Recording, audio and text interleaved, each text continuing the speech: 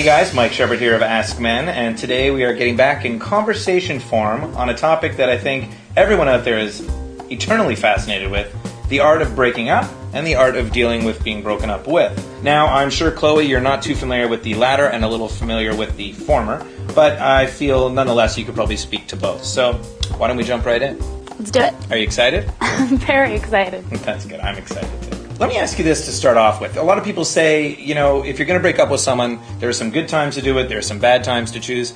Do you think there's a good time or a bad time to break up with someone?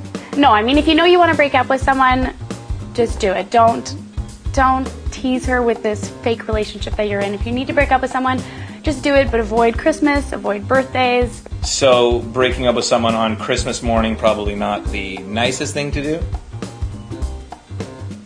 What about dealing with being broken up with? A lot of people kind of do this whole woe is me and feel badly for themselves, even if they know the relationship was over and it's the right decision. So where do you kind of land on this whole pity party thing?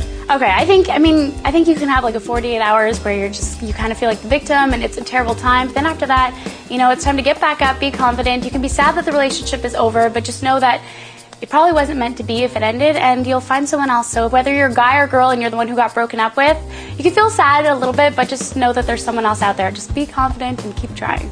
So a little spoiler for when Chloe releases her book on how to deal with being broken up with. You get 48 hours, a cup of hot soup, suck it up, pull yourself together, and get out there. Now, these days when you break up with people, it's not like 20 years ago where you kind of separate from their lives and it's very easy to kind of escape. After you break up, what's the move on Facebook?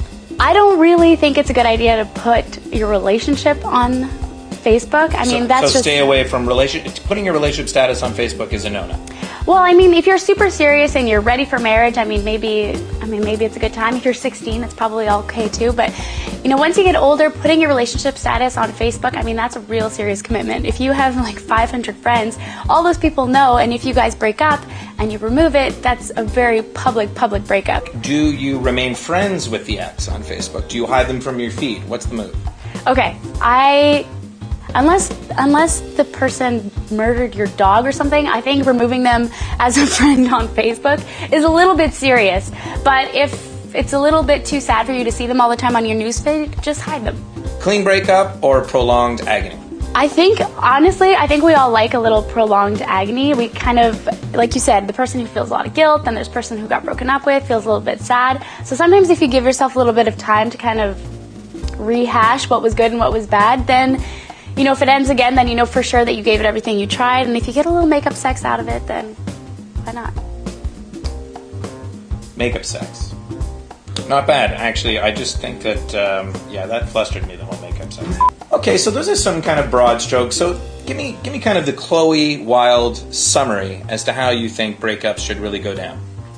Okay, well, my number one rule is always be nice. And please, if it's a relationship that lasted more than 2 dates, take the time to meet the person in person.